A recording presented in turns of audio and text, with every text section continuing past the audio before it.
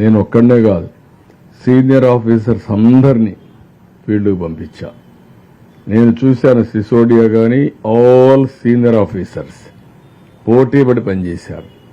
వాళ్ళకు చాలా కన్స్ట్రెంట్స్ ఉన్నాయి, అలవాటు కూడా లేదు.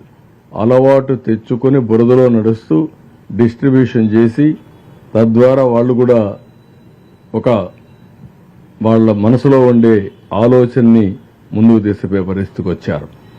ఒక విధంగా చెప్పాలంటే ఇది ఒక అవకాశం. అట్ ది సేమ్ టైం చాలా మంది ప్రజల దగ్గరికి పోవడం ఇష్టపడరు.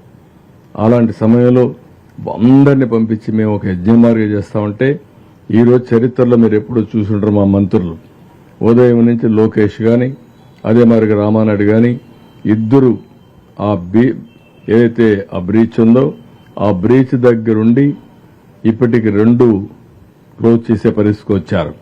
రేపు మార్నింగ్కి 3వది కూడా క్లోజ్ చేయడానికి సిద్ధపడుతున్నారు. అంటే ఇది ఎవరు కూడా ఒక పద్ధతి ప్రకారం మేము చేస్తున్నాం. ఒక విధంగా చెప్పాలంటే ఒక డెడికేషన్తో ఒక డివోషన్తో ఇది జరగాలి. మళ్లీ ఎలాంటి చిన్న సమస్య విజయవాడకు రాకూడదని చెప్పి అందరూ పనిచేస్తున్నారు.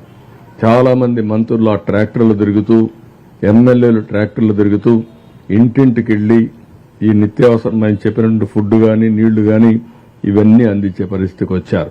బ్రీచ్ ఏదైతే అయిందో ఆ బ్రీచ్ కూడా చాలా వరకు క్లోజ్ చేశారు. 2 క్లోజ్ చేశారు.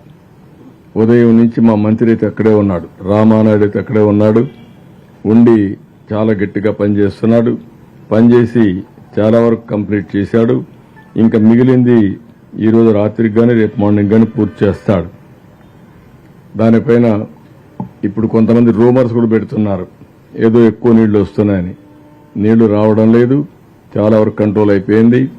ఏదైతే నిన్నొచ్చిన నీళ్లే ఉన్నాయి. ఇంకొక పక్కన రేపు కానీ అది క్లోజ్ అయితే ఒక 10-15 వేల క్యూసెక్స్ ఆఫ్ వాటర్ నీరుకి వెళ్లిపోయే అవకాశం వస్తుంది. పెద్ద ప్రమాదం లేదు.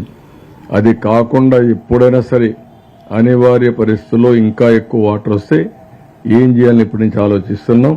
దానికి కూడా అవసరమైతే కొల్లేరు పోవడానికి ఏం చేయాలో అవి కూడా ఆలోచిస్తాం.